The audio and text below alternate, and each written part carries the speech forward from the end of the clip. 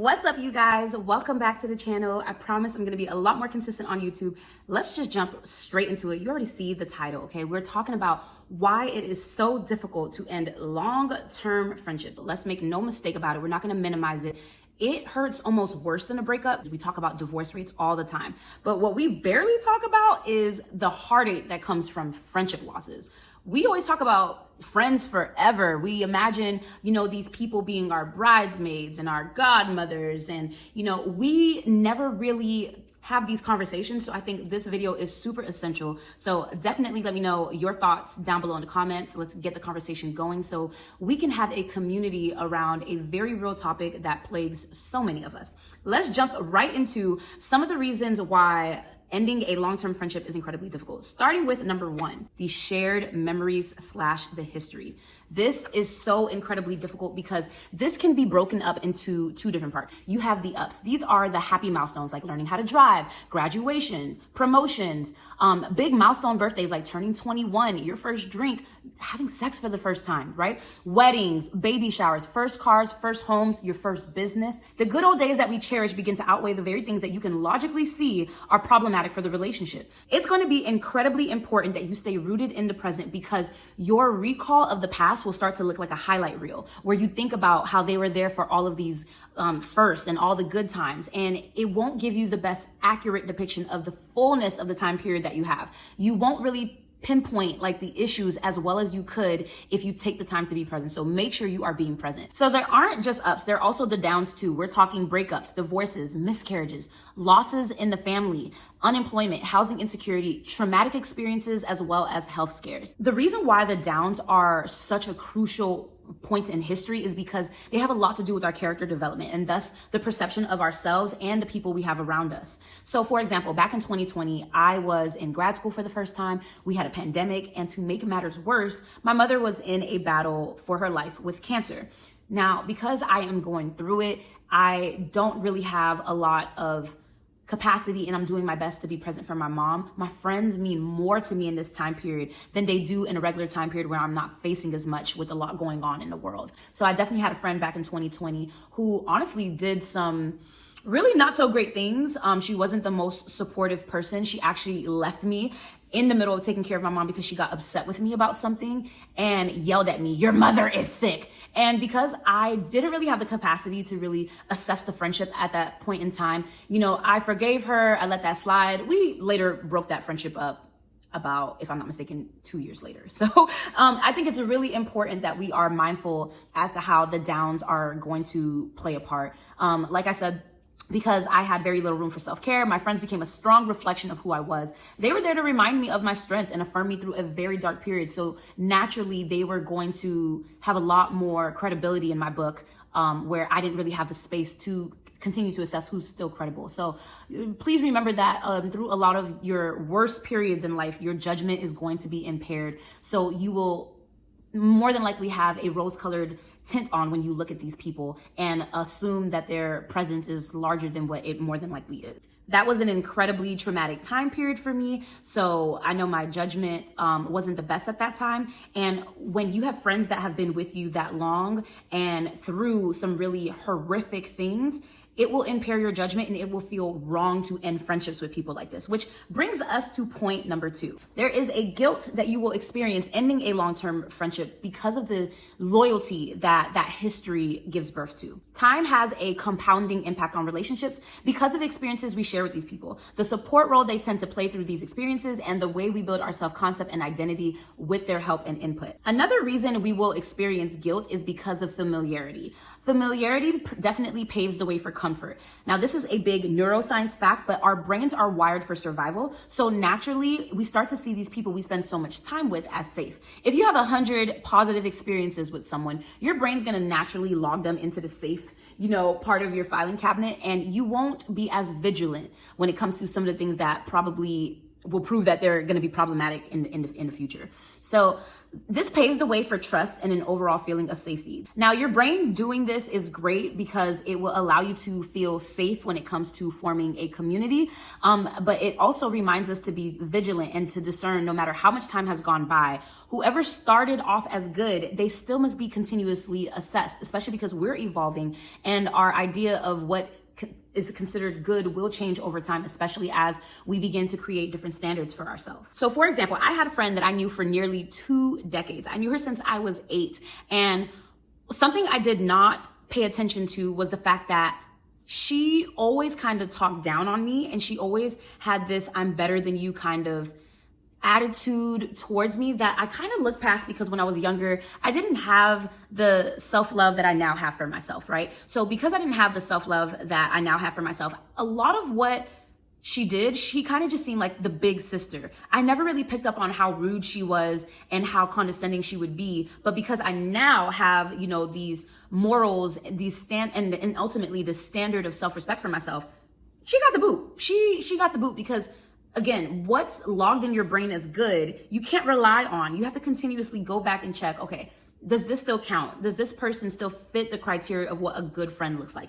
And that can be really, really tough when it comes to someone you have known for so long. Because, eight turns into teens, turns into young adult, and here we are heading into our 30s, and you no longer constitute as a good friend. This is going to be really important. So make sure you are staying vigilant and you are being mindful that just because someone was safe for you doesn't mean they're going to continue to be safe for you. Make sure you are assessing these friendships. Understand it is going to be incredibly hard to justify ending that relationship, because you are ending that relationship from a new space and these new boundaries. The guilt is not because it's wrong, it's because you have new boundaries and it's new to your brain. Your brain wants to be on autopilot. Your brain does not want to expend this extra energy trying to think of new concepts, because new concepts is going to suggest, I don't know, this is kind of risky when you have been safe doing X, Y, Z. So make sure you are being rooted in the present and you are processing your guilt, because when you do, you'll hold space for whether or not you are justified in your reasoning. And this is going to take us to point number 3. Breaking habits and routine is going to be hard as fuck. Again, your brain loves to run on autopilot. Once a person is logged into your brain as safe, as soon as you start to have rituals and routines around this person, it is going to be hard to justify ending that relationship. Another reason why it's going to be so hard and you're going to feel so guilty cutting this person off is because this person has become a huge part of your rituals in life and a big part of your routine. I'm talking about going to book clubs, going to parties, maybe doing Pilates together. They are going to feel like a crucial thread in the quilt of your life, as corny as that sounds. And because you do things with them, your brain, again, is going to be like, what is the problem? We have always done X, Y, Z. We always go to this place with that person. Why would we be cutting them out now? Again, you're going to be thinking about the highlight reel. It's going to be hard to justify removing the person that was a part of your Wednesday night routine, your, oh my God, Beyonce's in town again, we always go together. That is going to be really hard. You're going to think about all the good times you had in your cute concert outfits, but it's going to be very, very important that you, again, root down in the present and think about your reasons for, deciding to cut this person off. Beyond some of the ritualistic things like going to the club and wind down Wednesdays, you're also going to have a hard time when it comes to the inside jokes that you guys have, okay? There are a lot of sacred conversations that you probably only shared with this person. And as you grieve them, you're also going to unfortunately have to also say goodbye to these very quirky, special conversations that made you feel very much like the unique individual that you are. These are unique moments that you shared with that person that's really hard to say goodbye to. It's honestly a really shitty feeling. So for example, I had a friend of like 15 years. We had this running joke, and when I say running, it ran for years, okay? I would be so clumsy that I would bump into a wall or trip, and if she were with me, we would turn around and look at the thing that tripped us or hit us and be like, yo, you good? You straight? And we would act like we're about to jump the door or jump the chair or jump the couch, whatever we stumbled across, because it's how dare you make us clumsy? You know what I mean? And that was our little thing. So it's sad whenever you end a friendship with someone and they're the only person in the world that would understand why you would do that. It's sad, man. It's sad. And this is part of what makes it so hard to remove people that are a part of these routines, these rituals, these inside jokes. Even worse, when it comes to birthday trips, girls trips, if you guys are a part of a group, holidays, and you got people around you that are so used to seeing them, as if the regular weekend activities are not enough. Major holidays and upcoming milestones will have you feeling like, something's missing. We can't we can't have this happen and they're not there. It's like they have a seat at the table and that seat being empty will feel heavy, will feel weird. You are not alone in this. It just makes sense, again, because they've been a part of your history for so long. I get why you would feel weird about taking them out. And this is definitely bringing us to point number 4, okay? There are some cultural and community pressures that make breaking up with a friend really, really hard, okay? So there's some unspoken rules. First of all, when we think about terms like BFF or ride or die, hello, the F stands for forever. Human beings can't even really wrap their minds around what forever really means, but it's the fact that when it comes to friendship, we definitely do not imagine those ending, okay? We start those with death in mind. Like literally we think it's till death do us part because we love each other so much and it's such a platonic and safe space that we can't ever really imagine that just ending. Like who makes a friend and thinks about the end? Like people get married and they know that, oh man, divorce is the thing, so let's prepare for that. But no one really talks about what it looks like to end a friendship. Okay, we say ride or die because bitch, why would you ever get out the car? Like we love each other. Like it's so crazy how we have this idea and perspective of friendships that we don't imagine that they'll ever come to an end. But endings in friendship are so common. So many people experience friendship deaths and friendship breakups that are really, really devastating because again, we don't talk enough about them in our communities. Calling a person a best friend typically means that you're in it for the long haul, come hell and high water. But what happens when you guys are no longer aligned? That's not discussed or considered in our culture. Moreover, not just culturally, but when it comes down to your family, they're going to have their own opinion. Because these people have been in our lives so long, we have to realize that we aren't the only person that's going to experience grief around them not being in our lives. Our mothers, sisters, brothers, our cousins, our other friends have gotten accustomed to them being a part of our lives, and it's going to be difficult for them to not see us there too. Not to mention, especially if there's like a big generational difference, we have standards that these older generation people did not have. So that means we have boundaries that they don't have, which means they're not going to understand why we are upholding, certain standards about who we should still be friends with. They're going to give a lot more credence to history when it comes to friendship, and they're going to be like, y'all been friends for so long, why are you cutting them off? What happened to what you call it? Da da da da da. And I think it's really important to understand that, it's mostly because they also don't want to deal with letting go of someone either.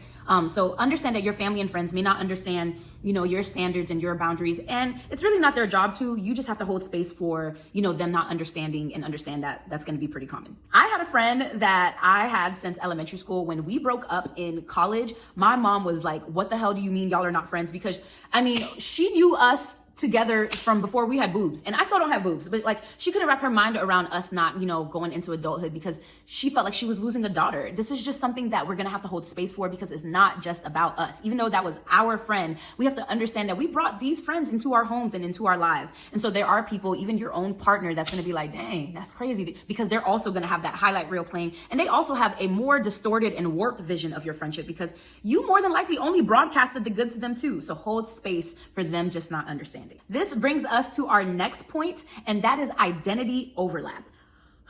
I know so many of us can relate to this because a lot of us had that like booty partner kind of friendship with some of our ex-friends, right? Where they couldn't see one without the other. For example, you hear the saying 2 peas in a pod all the time. When do you ever see one lone ass pea in a pod? I'm sure it exists, but like that's really a sad ass pea. So I think it's so important that we have to understand that throughout our youth, as we're going through these ups and downs and these character developing moments, we're going through it with these people that we are often associated with, and it's kind of hard to separate ourselves from these people, especially because we're spending so much time with them. In the journey of adulthood, you are growing your confidence, but a lot of us don't even realize that your confidence is also contingent on your environment. So a lot of the time, we don't see that our friends helped us feel better about who we are because they were with us through so many different things. The confidence that we have in ourselves, thus, is contingent on their presence and often their input when it comes to certain situations that you're in. Like, imagine if you had a friend that always gave you relationship advice because she was a therapist, LOL. And when you end that friendship, a part of you is going to feel like, oh my God, like I always depended on this person for advice, or I always went to this person for advice on XYZ. That gets really, really challenging because they're so embedded in your life decisions. Pro tip: to build your confidence, make sure you spend a lot of personal time alone, processing your thoughts and feelings on situations so that you don't feel devastated by the loss of people in your life because you don't depend on them for decisions that you reach and conclusions that you reach when it comes to your life and big decisions that you have to make. Remember that what makes friendship losses so difficult is that we're working hard in life to be assured. And a big part of what assures us are the people that are in our community. This is not a terrible thing. It's just important that we have a good balance of having the right community, a healthy community that really respects us, that honors us, but that we also spend time alone. It is so important to remember that we are all doing life for the first time. Well, kind of. I don't know if you believe in past lives, but we typically don't even remember what happens in our past lives. So we're all doing this together, okay? So because we're all doing this together, it's important to realize that sometimes we will see people as authorities in our life. And I'm going to talk about that a little bit more later in the video, but we'll see our friends as authorities, forgetting that we're all on the same playing field. They don't have special powers that you don't have just because they give you advice on XYZ. Half the time, they're not even in better situations than us. It's just because we spend so much time with them. We care a lot, and we get a lot of validation from our friends. So naturally, they become authorities in our lives. So remember that spending time alone, processing and building that relationship that you have with yourself is definitely going to be a big help to make sure that you do not make gods and idols out of your friend, because you won't realize that you're making their presence mean more than it actually does. This is really important because that distortion of who they are will have an impact on processing the end of that relationship, which takes us to our next point, the inner conflict that comes up. There is the new you and the old you. And because hopefully we are all working on getting better, we are all supposed to be evolving, maturing, and thus letting go of old ways that no longer serve us, maturing. There is an old you and there is a new you, and there is going to be a battle between the two of them. The person you are at 25 is not the person you were at 9. And so if you do not honor your evolution, you are going to have a hard time cutting that person off because you're still holding on to the perspective that you had of them and the perception that you had of them from your 9-year-old mind. Unfortunately, your history will have a hefty impact on how you perceive people, because at the end of the day, you have a lot of memories in the storehouse of your mind, helping you build your concept of the world and of the people in it. So you are going to have to work incredibly hard to be rooted in the present so that you may assess this person accordingly. Another point I want to make when it comes to this inner conflict, the old you versus the new you, is that doubt is normal. You doubting yourself in the process of rationalizing this friendship being over, or rationalizing and processing whether or not you should end a friendship. Doubt is normal because, again, when it comes to the battle of the new you versus the old you, the new you, the one with better boundaries, the one with a standard and a higher standard than the old you, is new, okay? To illustrate this point, let's say a 30-year-old woman is on version 15 of herself. When she was 27, she went to therapy, and so we can safely say that she's been building towards this new 15th version of her, right? It's kind of like the new iPhone, all right? So she's the 15th version of herself, and this is the one with the best boundaries, this really great concept of herself where she respects herself, she has dignity. And because she started from when she was 27, let's say versions 12, 13, 14, and 15 are all on team cut this friend off. That's great, right? Except what about versions 1 through 11? They are going to sometimes overpower, more often than not, they're going to overpower these new versions of her that have, a reason to cut this friend off. They're going to be like, wait. And they're going to pull out the history card. They're going to pull out the ups card. They're going to pull out the downs card. They're going to pull out the family card. They're going to pull out the BFF card, and they're going to guilt you. But again, as we stated before, the guilt is coming from it being from a new place. And because it's not from an old place, aka the part that aligns with the history, it's not going to feel safe. But that is a trick of your brain. Your brain is not on your side all the time when you are on autopilot. Work to be conscious, work to be present, and make sure you are assessing from a present place with this version of you, the version of you that is healed from the stuff that happened in the past, okay? Something I want to make sure I bring up about the new you is that you are a new authority in your life. So I have this ideology where there are 5 validating systems. And in these validating systems, there are authorities that will make or break you when it comes to your perception of self. The first one is home. And the authorities when it comes to home are your parents and your siblings. Very easy. This is where a lot of childhood trauma comes along, because if they neglected you, you're going to think you're less than, etc., right? Second one is school. In school, it is not the faculty and staff that end up having the biggest impact on you. They're obviously your peers. This is where bullying has an impact on how you see yourself. The third is the workplace, okay? If you felt smart and you felt like you were the ill nana in school because of the grades that you made, well, your check will make or break you, and your coworkers, your managers, how they treat you will also have an impact on how you see yourself. Fourth will be adult friendships and relationships, and this will also continue the effects of number 2, school, with how your peers made you feel desirable or worthy, just on the adult level when it comes to long-standing romantic relationships and thus friendships, which is why this is important and we need to have more conversations conversations around friendship breakups. And the fifth one is the weakest one because it is literally the one that gets developed last, and that is you. Building yourself as an authority is going to be incredibly important. This is the work that you do in life coaching. This is the work that you do in therapy. And it is the work you need to take seriously, because the way the preceding 4 validating systems did a number on you. If you do not work to reclaim your identity, you will have a hard time trusting yourself when it comes to making this decision to cut this friend off. So understand that trusting yourself will not be commonplace and it will not feel natural. You are a new authority. So you're gonna have to remind yourself and affirm yourself that you are making the right decision. So as often as that takes, it's okay. Affirmations are meant to be repetitive so that it can seep into your subconscious. So don't be afraid to sit with yourself and really tell yourself, no, we got this. You've had people in your life tell you many times you got this and you believe them. So now it's time you listen to yourself and believe yourself. Time will make this easier for you to adopt, and hopefully your community, friends that really respect and align with this new version of you, will affirm you and validate you in your processing, and hopefully, if you're doing that self-work, you won't be extremely reliant on it.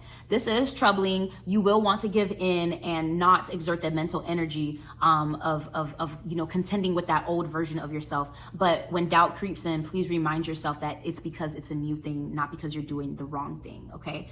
Our last point is the most damaging one, and it is hope. There's a Bible verse around hope, and it's hope deferred makes the heart sick. So we have to understand that we don't ever really want to defer hope. We want to believe hope. We want to fulfill the fantasy of XYZ, which is why a lot of people stay in toxic situations, and in this case, toxic friendships. There's a couple different ways that hope can manifest. Sometimes we say, well, maybe it's not that bad. It is so easy to get fatigued from trying to build and uphold, these new standards, these new boundaries, this new love that you have for yourself. You spent all these years, you spent 20 something years, playing small, letting other people be bigger authorities in your life. It's going to be hard. I'm not going to lie. I always tell my clients, this is not easy work. It's necessary work, but it's going to be very easy to want to give in, like we just said, to the old version of you. So just understand that because it's so easy and your brain will get fatigued, the doubts are going to creep in, and it's going to be easy to just be like, well, maybe it's not so bad. It's going to be easy to minimize some of the things that you're finding issue with. All right, so let's imagine that you and your partner have been staying in the hood, but now you are pregnant with twins. You are about to go from a family of 2 to a family of 4. And because you've been in the hood for 10 years, of course, it's the hood. There are shootings, there are crack needles, I don't even know, crack needles, crack pipes, whatever, in the streets. And this new version of you that's been going to therapy, that has gotten a degree, you both have, grown up in the hood, but you guys have evolved while being in the hood. The new you does not like this environment anymore and cannot imagine having a family in this environment. So you and your partner are talking about getting a new construction home, except because you've never had a home before, you become overwhelmed, especially as a prego. My God, you guys become overwhelmed with getting this new construction home and everything that goes into purchasing a home, that you start to wonder, maybe we should just get a bigger apartment. Maybe we don't need a yard. Maybe the shootings will stop. Maybe there'll be less crackheads. Baby. Soon as you start to say, it ain't that bad, you should never have to put that in front of bad. It's just bad, okay? Do not minimize because you are getting overwhelmed and fatigued by the work it takes for you to level up. New levels, new devils. That means you're going to need new angels, new strength, new nourishment, new people in your community to help you understand how to navigate that level. That is so important. Hope is very, very toxic, okay? It will be the easy way out. Do not give into that. The next way that hope can be very dangerous is you'll start to say, well, maybe I'm tripping. Well, we already talked about this when we talked about, the inner conflict, but I want to go a little bit deeper in this. We question ourselves as authorities, like I said, and it's very natural because, again, we are new. It's going to be very important to realize that another major reason this will happen is because we're still getting used to trusting ourselves when it comes to making the right decision. Because these people used to be regarded so highly and they were even authorities in our lives, whether we realize it and admit it or not, we're going to wonder if we are making the right decision because we're going to want to consider that person still. We're going to wonder about their perspective and how they're seeing us, because how they've seen us used to help us. It used to make us feel like a baddie. It used to help us get over our breakups. It used to help us feel like we were better than that job or, that ex. So it's going to be very easy for us to wonder if we are justified in our decision-making process because they were so integral in a lot of the decisions we made in the past. Basically, it's a lot of time spent playing devil's advocate. And the problem is we spend way too much time advocating for the devil than we do affirming ourselves. It's going to be important to do both. I love contemplating, where am I wrong? That is a sign of your self-awareness, but sis, don't let that bleed over into you undermining yourself. Make sure you hold space to consider, okay, am I being fair? Is this just? And once you decide the answer is yes, you now have to put that away and trust that you have made the best decision for yourself. Now, where this can get really challenging depends on how much you looked up to that person and how much you admired that person, especially if they have a particular role or job. So for example, I was friends for not that long. This wasn't a long-term friendship, but I was friends with a psychologist and, ultimately we just were not compatible. I looked up to her because, she was, incredibly smart.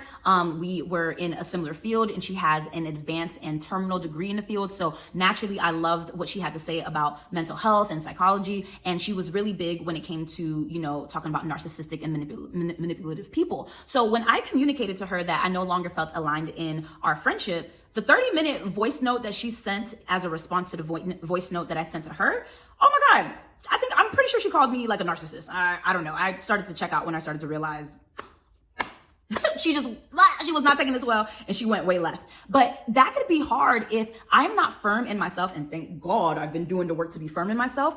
I will sit there and really battle with myself and wonder, oh my God, am I being a good person? Should I have said that? Should I have done that? And this is all natural. This is because I care about being a good person. I care about doing the right thing. So I'm going to be considerate of the person's perspective. But I want you to know that great debaters do this. They study the other person's argument. Lawyers do this. And it's because they want to get firm in their argument. So make sure while you clock in to consider someone else's perspective, clock in for the team that matters most, yours, and make sure you are honoring yourself in your processing. Contemplating the other person's perspective is going to be a good thing, especially for your character development, especially for accountability. But again, make sure you consider their perspective with yours and hold space for how the truth pans out from there, because there will be distortions. That's going to be big. How you see them will impact that. The most toxic hope of them all is maybe they'll change. This one is really difficult because no one wants their friendship to end, okay? Especially when you've had so much time with them. We're forgetting a very important word here. You love them. And it's hard to see someone you love